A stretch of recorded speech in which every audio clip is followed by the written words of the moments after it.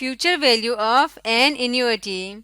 Annuity किसे कहते हैं? Sequence of equal periodic payments को एन्युइटी कहते हैं।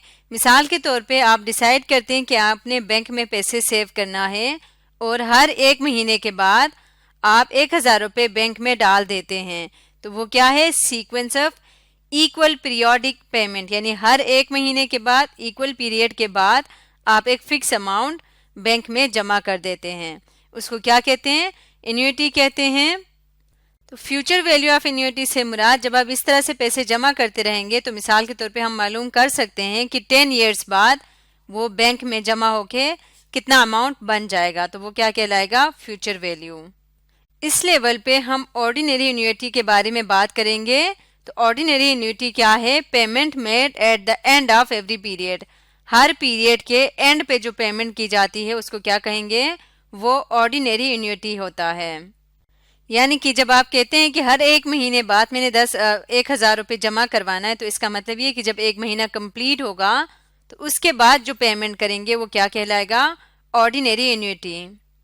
अब किसी भी एन्युइटी का फ्यूचर वैल्यू फाइंड करने का हमारे पास ये फॉर्मूला है। एफ वी का मतलब है future value is equal to P M T 1 + i whole power n - 1 divided by i। इस फॉर्मूले की मदद से हम फ्यूचर वैल्यू फाइंड कर सकते हैं।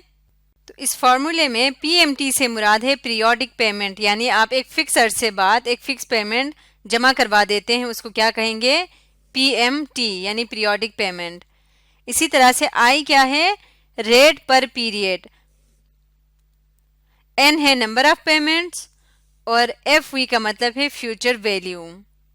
I को कुछ जगहों पे K से भी शो किया जाता है और ये रेट मालूम की जाती है 1 ईयर के लिए, यानी 1 ईयर में कितनी दफ़ा जो है वो कंपाउंड इंटरेस्ट अप्लाई हो रहा है वो हमें I बताता है और इसको हम K से भी डिनोट कर सकते हैं।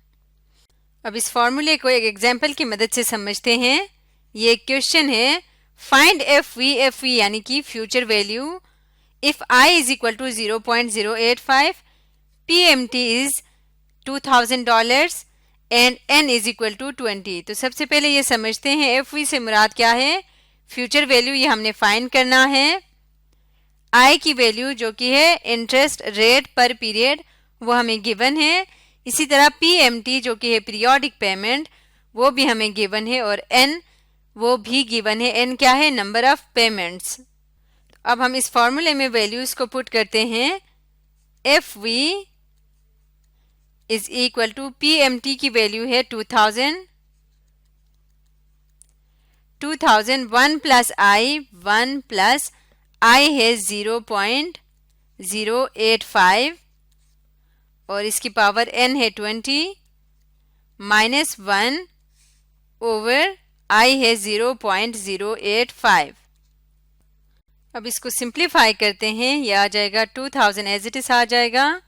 सबसे पहले इस ब्रैकेट के अंदर मौजूद इसको सिंप्लीफाई करके इसकी पावर 20 लेंगे, तो ये आ जाएगा 5.112 -1 ओवर 0.085। नेक्स्ट इसको माइनस करें और इससे डिवाइड कर दें, तो ये आ जाएगा 2,000 मल्टीप्लाई बाई 48.377। इसको मल्टीप्लाई करके सॉल्व करेंगे तो ये आ जाएगा 96,754.03 डॉलर्स। ये क्या है? ये फ्यूचर वैल्यू है। यानी कि अगर हम 20 पेमेंट्स करते हैं जिसमें हर जो पेमेंट है पीरियोडिक पेमेंट वो 2,000 की होगी, तो 20 पेमेंट्स के बाद जो फ्यूचर वैल्यू है वो क्या बनेगा? 96,754.03 डॉलर्स। एक और प्रॉब्लम देखते हैं। फाइंड पीएमटी, इस दफ़ा हमने पीरियोडिक पेमेंट फाइंड करना है। फ्यूचर वैल्यू गिवन है, एन और आई की वैल्यूज भी हमें गिवन है। फॉर्मूला यूज करेंगे सेम यही वाला। इसमें फ्यूचर वैल्यू दी हुई है 3,000 इज इक्वल टू पीएमटी हमने फाइंड करना है, ये हमें नहीं पता, और 1 +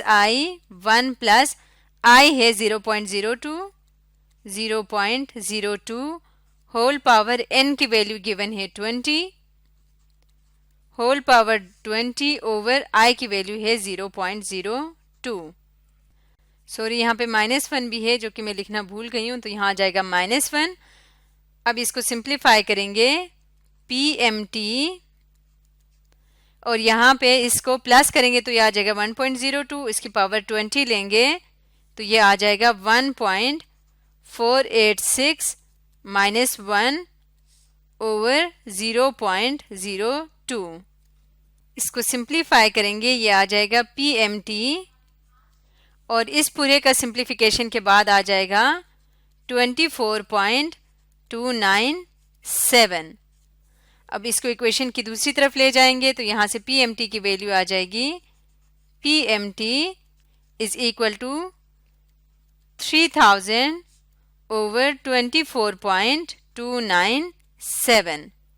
इनको सिंप्लीफाई करेंगे तो PMT आ जाएगा $123.47 PMT। इसका मतलब पीरियोडिक पेमेंट क्या होगी, 123.47 पीरियोडिक पेमेंट 20 पेमेंट्स में करेंगे तो हमारे पास 3000 आ जाएगा। तो इस तरह से हमने देखा कि इस फॉर्मूले की मदद से हमें कोई भी अगर 3 वैल्यूज गिवन हो तो फोर्थ वैल्यू हम फाइंड कर सकते हैं।